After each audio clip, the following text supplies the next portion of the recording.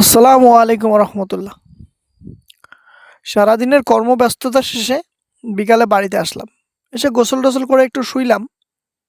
তো আসরের আজান দিল তাতেই। আর আজানের পর থেকেই অনেক চিল্লাপাল্লা শুনতেছি। তো চিল্লাপাল্লার উৎস খুঁজতে গিয়ে দেখি আমাদের বাড়ির পাশে একটা কবরস্থান আছে। এই কবরস্থান মূলত একটা সাইডে জাস্ট কিছু কবর হয়েছে, আর বাকি পুরোটাই ফাঁকা। ওই ফাঁকা জায়গাটায় ছোট বাচ্চারা ক্রিকেট খেলতেছে। তো ওদের খেলা দেখে আমার ছোটবেলার কথা মনে পড়ে গেল।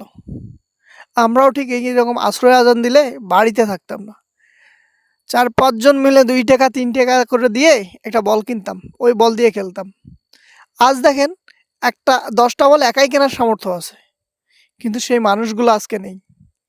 সেই ব্যস্ততা আর নেই যে খেলতে যাব খেলতে যাব। তো যাই হোক, ওদের খেলা দেখে খুব ভালো লাগলো। এখন অনেকেই বলবেন যে ভাই কবরস্থানে খেলতেছে, কবরস্থানে খেলা ঠিক না। তো তাদেরই উদ্দেশ্যে একটা কথা বলি, ভাই বর্তমানের সময় না খেলার মাঠ নেই। মূলত আমরা যে সময়ে খেলতাম অনেক মাঠ ছিল, অনেক খোলা ফাঁকা জমি ছিল। এদের কাছে বর্তমানে কোনো মাঠ নেই, জাস্ট একটাই মাঠ, এটাও আবার চুরি করে খেলতে হয়। অনেকে বকাবকি করে, রাগারাগি করে। তাই আমিও জাস্ট একটু বললাম যে কবরস্থানে খেলা ঠিক না, খেলিও না। বলতেছে যে ভাই আমি এক সাইডে, আমরা এক সাইডে খেলি, তাই আর তেমন কিছু বলতে পারলাম না। তো যাই হোক, আল্লাহ সবাইকে হেদায়েত দান করুক। সবাই আমার জন্য দোয়া করবেন, ভালো থাকবেন, সুস্থ থাকবেন। আসসালামু আলাইকুম।